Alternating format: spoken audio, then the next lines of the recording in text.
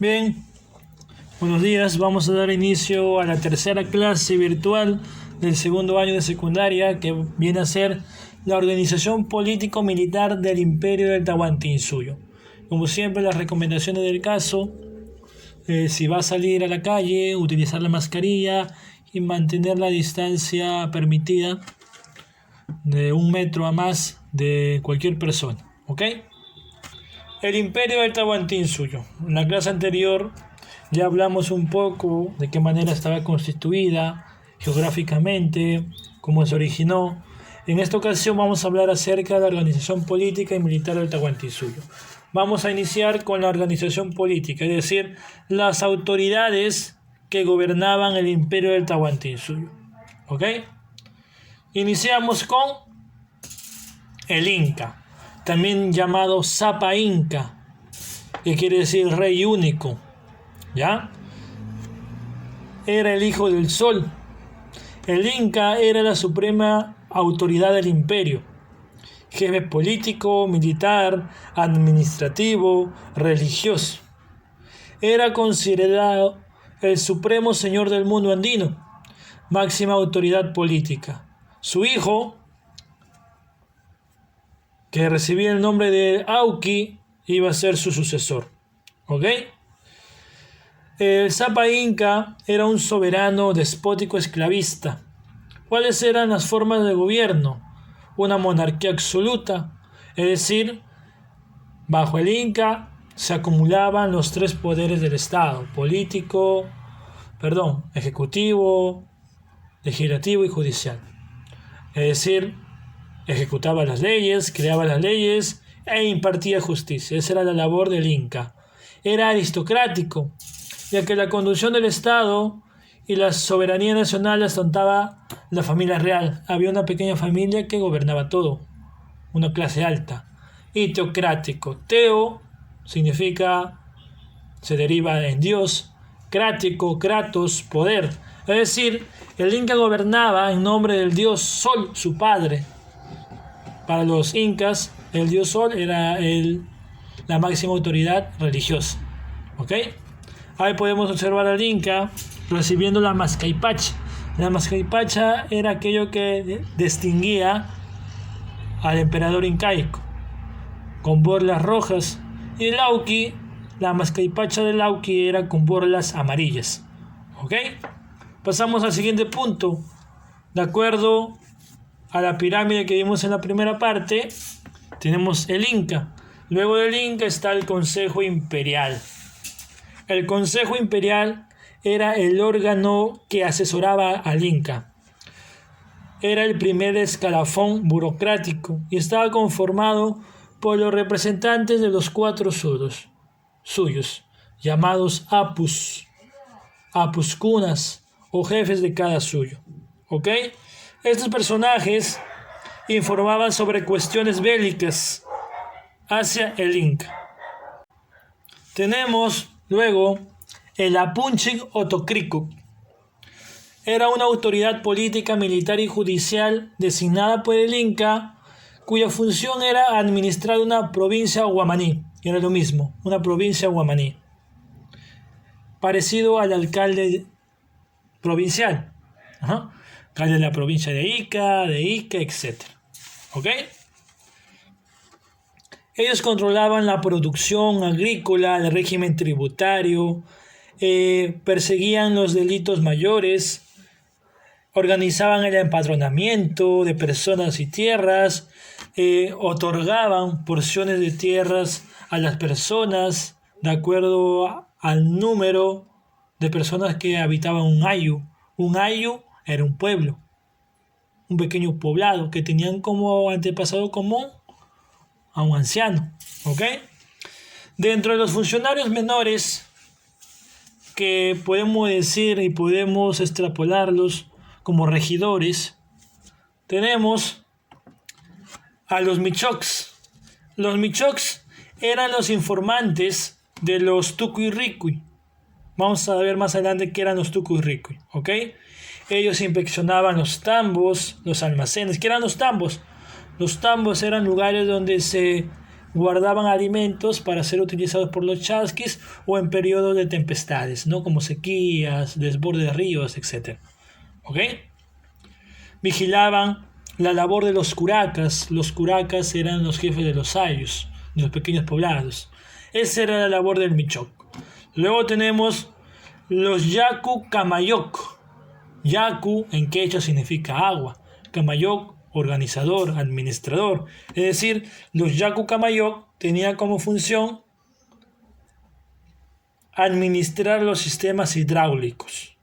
Es decir, las acequias, los canales de regadío, los acueductos, los alcantarillados, se encargaban del reparto equitativo del agua. Cabe precisar que el imperio incaico, cuando empieza su expansión, logra expandirse por todo el Perú. Y como bien sabemos, y como ustedes ya llevaron, en el Perú se desarrollaron culturas preincaicas como la cultura nazca, la cultura huari, ¿verdad? La cultura mochica, chimú. Por ejemplo, la cultura nazca destacan sus acueductos.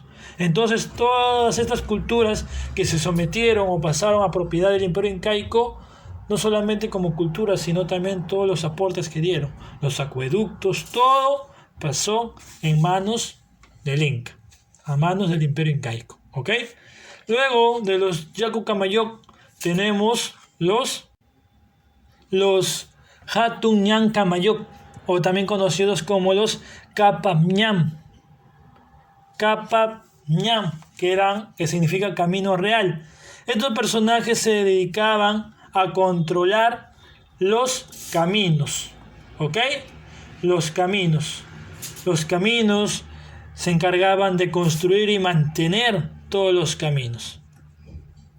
Luego pasamos a los Chaca Camayoc. Era la persona que se encargaba de administrar, controlar, reconstruir los puentes, como podemos observar en la imagen. Seguimos. Los Quipu Camayoc. Los Quipu Camayoc se encargaban de la administración de los quipus.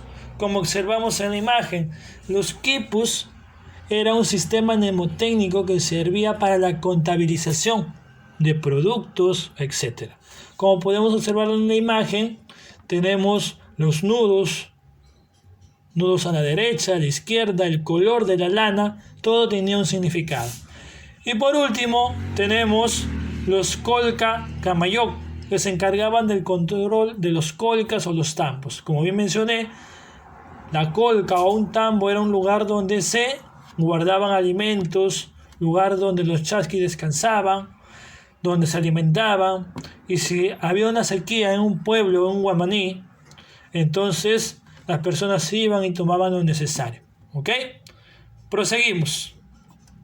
Ahora vamos a hablar acerca del Tucuy Ricuy y el Curaca. El Tucuy Ricuy, como ya lo mencioné, significa el que todo lo ve y el que todo lo oye. Era el encargado, la persona de confianza, el enviado del Inca. ¿Cuál era su misión? Inspeccionar para que se cumplan las leyes y para que todas las autoridades tuvieran una labor de respeto hacia el Inca. Y si alguna autoridad desconocía al Tucuy Ricuy, el Tucuy Ricuy mostraba una porción de la mascaipacha del Inca, que significaba que era el verdadero, el original. ¿Ok? Seguimos. El Curaca. El Curaca era la autoridad política que se encargaba de la administración directa de un ayllu. ¿Y qué era un ayllu? Un pueblo pequeño. ¿Cuál es la característica de este pueblo pequeño o ayllu? Que todos tenían un antepasado en común. Eran familiar del anciano. ¿Ok? Seguimos. Y con ello podemos mencionar y llegar al final de lo que es la organización política del incanato. Ahora vamos a hablar acerca de la organización militar. La organización militar tiene ciertas características, como por ejemplo, el servicio militar era obligatorio para todas las personas entre los 25 y 50 años y estaban exceptuados las personas que tenían defectos físicos, debido a que estos defectos físicos no le permitían utilizar las armas adecuadamente. Esto se asemeja mucho con la política espartana, del ejército espartano. ¿Ok? Bien.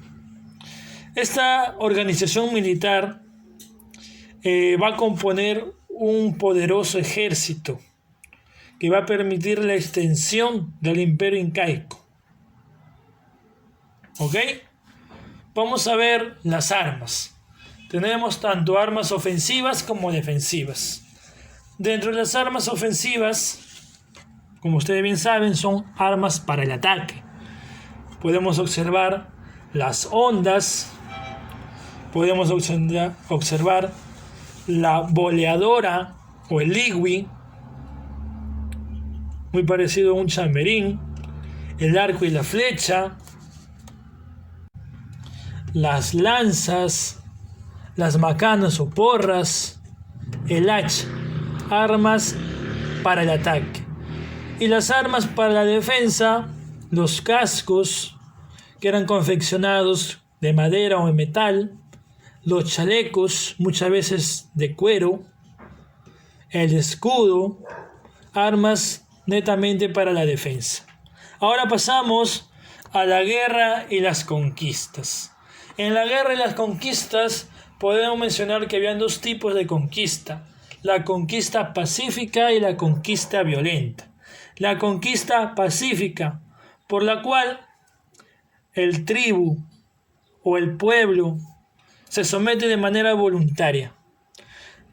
Un pueblo, cuando se somete de manera voluntaria, va a tener ciertos beneficios, como por ejemplo, se le van a respetar las costumbres, las autoridades, ¿ok? Se respeta ello. Pero a su vez tienen que asumir como Dios único al sol y como idioma oficial el quechua. En cambio, en la conquista violenta, el ejército toma posesión del pueblo de manera sangrienta. Los jefes rebeldes van a ser ajusticiados. El pueblo era totalmente destruido. Luego se va a iniciar una labor de reorganización y de incorporación al Tahuantinsuyo. ¿Ok? Se va a tratar de mantener las costumbres, pero van a haber tres elementos esenciales que se le va a imponer: la obediencia al Inca, hablar el idioma quechua y adoración al sol. ¿Ok? Ahí tenemos una imagen en la conquista violenta en cómo los incas lograron vencer a los chancas. Y en la parte superior, cómo una tribu con su curaca se va a someter de manera voluntaria a los incas. Con ello finalizamos con la clase del día de hoy. Les dejo la tarea. Buenos días.